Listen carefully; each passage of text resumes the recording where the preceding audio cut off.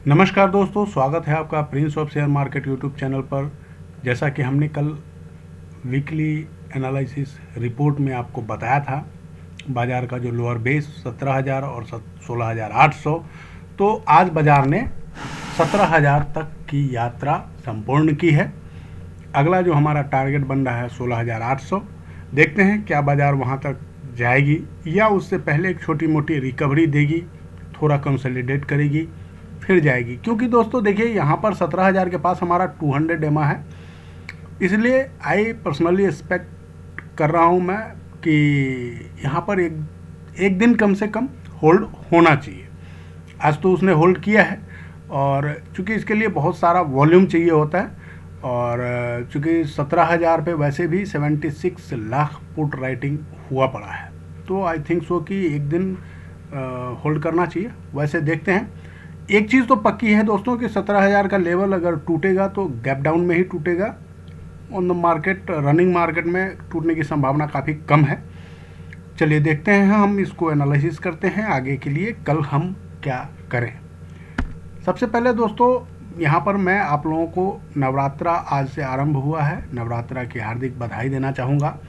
माँ दुर्गा का प्रथम स्वरूप माँ शैलपुत्री आप सभी के पोर्टफोलियो को धन धान्य से भरें, आपको स्वस्थ रखें, दीर्घायु करें, और आप इसी तरह हमारे साथ जुड़कर शेयर मार्केट से अच्छा मुनाफा कमाते रहें। हो सकता है दोस्तों, चूँकि मैं नवरात्रा में 9 दिन सिर्फ पूजा करता हूँ, तो इस वजह से आप लोगों को मॉर्निंग आवर्स में टाइमली अपडेट ना कर पाऊँ, उसके लिए मैं क्षमा प्रार्थी हूँ। इस 9 दिनों के बाद फिर मैं आपके साथ लगातार जुड़ा रहूँगा और आगे बहुत अच्छा हम लोग काम करेंगे। लेकिन लेवल और कुछ स्टॉक्स जो मैं आपको देता रहता हूँ, वो उस पर आप नज़र रखेंगे, क्योंकि दोस्तों गिरावट में खरीदारी करना ही सबसे महत्वपूर्ण काम होता है। एक चीज़ ध्यान रखेंगे, कभी भी न्यूज़ प्राइस एक साथ आपको नहीं मिलेंगे। जब बुरे न्यूज़ होंगे, जब बाज़ार गिर रहा होगा, तो आपको क्वालिटी स्टॉक्स सस्ते दामों पे मिलेगी। उस समय आपको हौसला रखना है, हिम्मत रखना है और बाइंग करना है। आप अगर चाहेंगे कि मैं एकदम बॉटम में ख़रीदारी करूं, तो ये पॉसिबल नहीं है दोस्तों, किसी भी तरह से पॉसिबल नहीं है। थोड़ा थोड़ा करके हर गिरावट में ख़रीदारी करते रहिए, और जब बढ़ेगा बाज़ार तो आप अच्छी दामों पे उसे बेच सकते हैं। जैसे आज हमने बताया था कि LIC 630 रुपये आ गया है, जो कि हमारा ओल्ड एक्सपेक्टेड रेट था ख़रीदारी का। आज हमने क्वांटिटी 50 के लगभग उसमें ऐड किया है। पहले भी हमारे पास 50 क्वांटिटी था, उससे पहले हमें जो IPO में इशू हुआ था 15 का लॉट एक मिला था, वो था। तो अभी हमारे पास अच्छी खासी क्वांटिटी हो गई है LIC की। तो इसी तरह से और भी बहुत सारे स्टॉक्स हैं जो हमारे रडार पे हैं और हम ऐड करते रहते हैं उसमें। ठीक उसी तरीके से आपसे भी हम रिक्वेस्ट करेंगे कि आप क्वालिटी स्टॉक्स को अभी सस्ते दामों में खरीदने का प्रयास करें। ऐसा ना हो कि आप RBL बैंक में फंस जाएं, और उससे भी गए हुए एक और बैंक है, उस तरह के बैंकों में, मैंने आलतू फालतू स्टॉक में नहीं। चूँकि इस गिरावट में, बड़े गिरावट में हमेशा क्वालिटी स्टॉक्स पे फोकस किया जाता है, क्योंकि जब बाजार रिवर्सल लेगा तो सबसे पहले क्वालिटी स्टॉक्स चलेंगे। इन्फोसिस का रेट बहुत अच्छा था, हमने कल आपको इंटीमेट किया था। विप्रो, TCS, टेक महिंद्रा, ये सारे बहुत अच्छे प्राइस पे अवेलेबल थे कल। आज तो नहीं हुए, फिर आएंगे कल परसों में, हो सकता है आए। अगर थोड़ी सी गिरावट और होगी बाज़ार में तो ये आपको और सस्ते दामों पे मिल सकते हैं। तो इसमें एक्यूमुलेशन का टाइम है, अभी अच्छे स्टॉक्स में आप एक्यूमुलेशन करें। और जिनको हर्षा इंजीनियरिंग का IPO अलॉट हुआ, उनको कॉन्ग्रेचुलेशन, क्योंकि उनका पैसा एक दिन में 60% बढ़ गया। जैसा कि मैंने रिकमेंड किया था कि आप हर्षा इंजीनियरिंग में अवश्य अप्लाई करें, क्योंकि मुझे एक्सपेक्टेड था कि बहुत अच्छी कंपनी है और इनका 50% कम से कम तो मिलना चाहिए इनको रिटर्न। और जैसा हमने सोचा था उसी के हिसाब से लगभग 60+ % का रिटर्न मिल गया है। तो जिनको मिला उनको बधाई हो, जिनको नहीं मिला उनके लिए सॉरी, चूँकि मुझे भी नहीं मिला। चलिए अब चलते हैं हम निफ्टी 50 के चार्ट पर और देखते हैं कि कल निफ्टी और बैंक निफ्टी के क्या लेवल रह सकते हैं। तो देखिए दोस्तों, ये जो हमारा एक्सपेक्टेड था 17,000 का लेवल, जो कि हमारा 200 डेमा भी है, तो यहाँ पर बाज़ार आज आकर के रुकी है और उम्मीद कर रहा था मैं जहाँ से, तो हमारा तो आज जो हमने इंट्राडे के लिए पोजीशन बनाया था उसमें हमने प्रॉफिट बुक कर लिया। लगभग हमें 300 का हमारा टारगेट था, जो हमने 150 पे लिया था, तो 300 तो नहीं लेकिन 275 पहुंचा, तो हमने वहाँ पे 260 पे का एसएल लगाया था, जो कि हमारा एसएल रिवर्सल में हिट हो गया। तो कोई नहीं, हमें छोटा मोटा प्रॉफिट 5000 के आसपास पर लॉट का प्रॉफिट हमें उसमें मिल गया।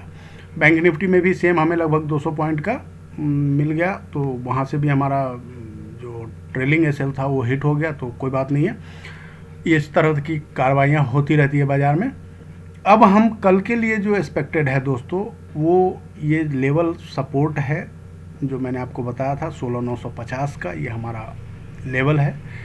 इसको अगर होल्ड करता है तो हम यहाँ पर कॉल में बन सकते हैं, और अगर इसके नीचे गया बाजार तो 16800 से पहले कहीं कोई रुकावट का जगह नहीं दिख रहा है। आइए 30 मिनट के चार्ट पे देखते हैं। देखिए, ये जो हमारा लेवल है 16950 का, ये बहुत ही महत्वपूर्ण लेवल है। अगर इसके नीचे बाजार गिर गया तो फिर हमारा अगला टारगेट 16800 ही बनता है, इसके नीचे नहीं, और उसके बाद और भी नीचे की संभावना खुल जाएगी। लेकिन अगर यहाँ से एक चांस है, अभी अगर इस रेंज में कंसोलिडेशन होता है, 17000 से 17300 के बीच में कंसोलिडेशन होना है, तो हो सकता है बाजार यहाँ से कंसोलिडेट करे 1-2 दिन, और अगर ऐसा नहीं होता है तो फिर हो सकता है कि बड़ी गिरावट आगे और भी जारी रहेगी। रिवर्सल मुश्किल है, फिलहाल जो स्थिति दिख रही है उसमें मुझे कंसोलिडेशन का चांस दिख रहा है या गिरावट की स्थिति दिख रही है। कल जो हम बाइंग करेंगे, बाइंग के लिए हमारा पहला लेवल होगा 17100। अगर 17100 के ऊपर निफ्टी रुकती है, ठहरती है अगर वो, तो हम इसमें बाइंग कर सकते हैं और हमारा टारगेट 17250 से 17300 तक की होगी। लेकिन अगर यहाँ से 17020 के नीचे निफ्टी खिसक जाती है तो फिर हम इसमें एक शॉर्ट पोजीशन बना सकते हैं, जिसका टारगेट हमको 16800 का लेके चलना होगा। अब चलिए बैंक निफ्टी की ओर देखते हैं। बैंक निफ्टी का दोस्तों, चूंकि अब ये ट्रेंड लाइन के नीचे आ गया है, तो अब किसी भी सूरत में इसे आज 20 डेमा पे इसने सपोर्ट लिया है, इसका 50 DMA और नीचे है, और 200 डेमा तो खैर 36000 के आसपास है। यहाँ गिरावट की संभावना बहुत तीव्र है, इसलिए उम्मीद करते हैं कि अगर ये कल 38500 के नीचे गया तो इसमें एक बड़ी बिकवाली त्वरित आएगी, जो कि 17300, 17400 तक, 17500 तक, 37500 तक ले जा सकती है। यानी 1000 पॉइंट की आपको बड़ी बिकवाली यहाँ पे दिख सकती है अगर 38500 के लेवल के नीचे बैंक निफ्टी ने गिरावट दिया तो। इसलिए इस पे आप खास नज़र रखेंगे। 38500 का लेवल जैसे ही टूटता है आप इसमें पुट बाइंग करने का प्रयास करेंगे, और 38500 तक आप इसे होल्ड करेंगे। 38500 का तो लेवल श्योर ही मुझे दिख रहा है, 37500 का लेवल दिख रहा है 38500 के नीचे। अगर रिवर्सल होता है तो आइए 30 मिनट चार्ट पे देखते हैं। अगर रिवर्सल होता है तो क्या, देखिए ये जो लाइन है अगर इसके ऊपर सस्टेन करता है, जो कि 38600, 38500 का लेवल है, अगर ये 38500 के ऊपर टिका रहता है तो यहाँ से एक संभावना है कि 38800 और 39000 तक की यात्रा हो। अगर 39000 पार करेगा तो 39200 ऊपर की बहुत बड़ी रैली हमें मुश्किल है मिलना, लेकिन हाँ ये हो सकता है कि 39000 से 38500 के बीच में, 39200 से 38500 के बीच में बाजार कंसोलिडेट करे। परंतु अगर किसी भी स्थिति में 38500 को ब्रेक कर देता है तो यहाँ पर से एक बड़ी बिकवाली आएगी और 37500 की यात्रा आरंभ हो जाएगी। इस पे नज़र रखेंगे दोस्तों। हमारी ये वीडियो आपको कैसी लग रही है हमें बताना ना भूलेंगे। अगर किसी भी तरह की आपको सहायता की आवश्यकता है तो आप हमें हेल्पलाइन नंबर 7382736310 पे कॉल करके मदद ले सकते हैं। अगर आपने अभी तक डीमैट अकाउंट नहीं खोला है तो हमारे साथ एंजल ब्रोकिंग से जुड़े और अपना डीमैट एंजल ब्रोकिंग में खोलकर हमारे साथ जुड़ें, और हम जो प्राइवेट ग्रुप है हमारा उसका पार्ट बने, ताकि आप भी हमारे साथ जुड़ के अच्छा मुनाफा कमा सकते हैं। हमारे वीडियो को लाइक, कमेंट और शेयर करना ना भूलेंगे। Thank you. शुभ रात्रि। जय हिंद।